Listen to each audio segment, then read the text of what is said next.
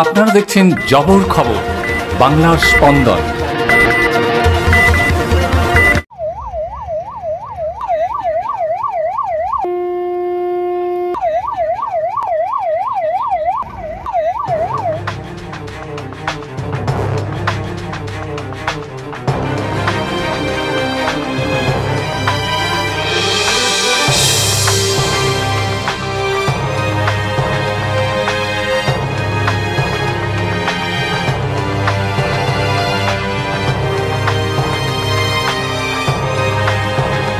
দেখুন, দুটো আলাদা আলাদা ঘটনা, দুটোকে কোরিলেট করে কোথাও একটা খবর রটে গেছিল, সেটা দুঃখজনক।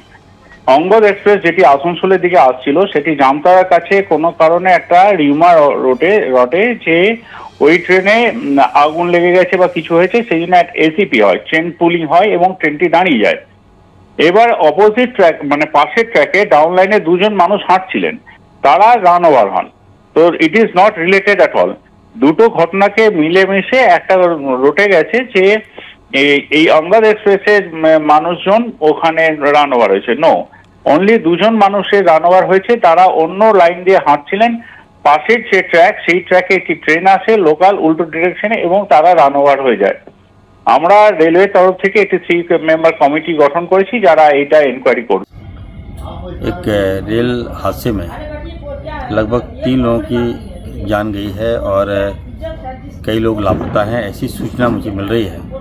निश्चित तौर पर ये बहुत बड़ी घटना है, दुखदायी घटना है।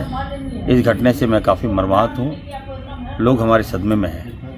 मैं अभी जामतड़ा के लिए मैं निकल रहा हूँ।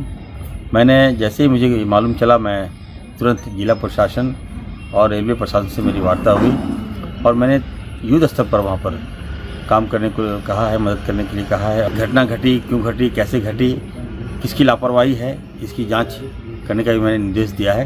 ठोक दिया, एक्सप्रेस जाम हुआ था। अच्छा, उसके कारण से वो भी पता चल रहा है, गाड़ी तो ये फंसा हुआ।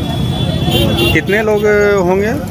संतुन जितना बोगी में उतरा, बहुत सारा आदमी भाग गया अभी। अच्छा, जो उतरा, जो लाइन में गाड़ी में ठोका, वो ठोक के ही निकल गया। জয়নগরে এই প্রথম সরকার অনুমোদিত 100 শয্যা বিশিষ্ট নার্সিং হোম স্পন্দন মেটার্নিটি এন্ড নার্সিং হোম।